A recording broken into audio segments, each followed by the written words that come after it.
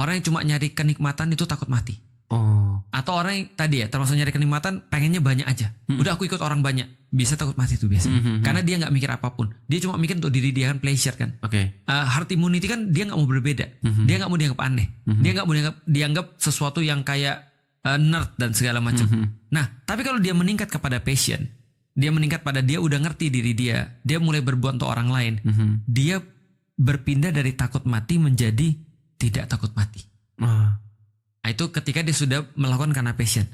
Tapi orang punya purpose. Itu bukan hanya dia tidak takut mati. Tapi dia berani hidup. Paham maksudnya? Dia tahu ketika dia hidup dia harus ngapain.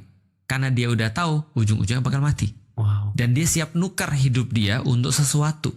Maka orang-orang yang benar-benar hidup adalah orang-orang punya purpose kan. Makanya orang-orang punya purpose adalah gini. Jalan gua di sini. Ini sudah jelas. Tapi untuk jalan ke sini, gua akan ngajak sebanyak mungkin orang untuk ke jalan ini. Gua akan fleksibel di dalam penerapannya. Tapi ide gua udah jelas gua mau jalan ke sini.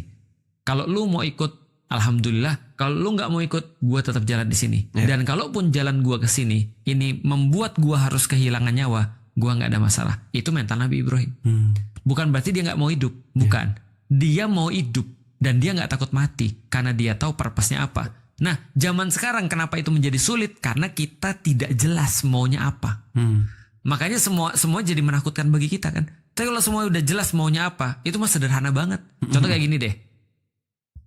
Mau pilih mana? 100.000 atau 10.000? 100 lah.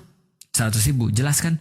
Kalau misalnya standarnya jelas, angka, maka menjadi mudah banget milih 100.000 daripada 10.000. Pertanyaan sederhana.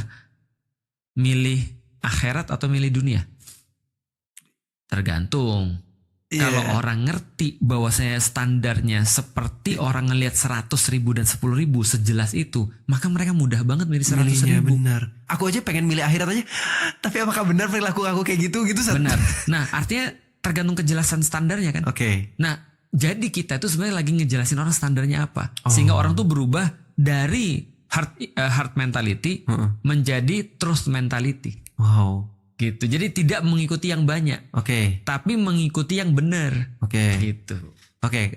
Tadi kan kalau misalnya kita ngelihat media sosial, terus kemudian kebanyakan orang, mereka kan sebenarnya mengikuti banyaknya orang itu kan untuk dapat tujuan kan. Tujuannya adalah dia pengen keamanan, dia pengen dapat exposure, dia pengen dapat misalnya uang dari situ, dia pengen dapat posisi dari situ, dia pengen diakuin dari situ. Nah, sebenarnya hal itu yang kita pengen masuk ke tadaburnya saat. Oke. Jadi di surat At-Takwir kan Allah bilang tuh idza syamsu kuwirat wa idzan nujumun kadarat dan seterusnya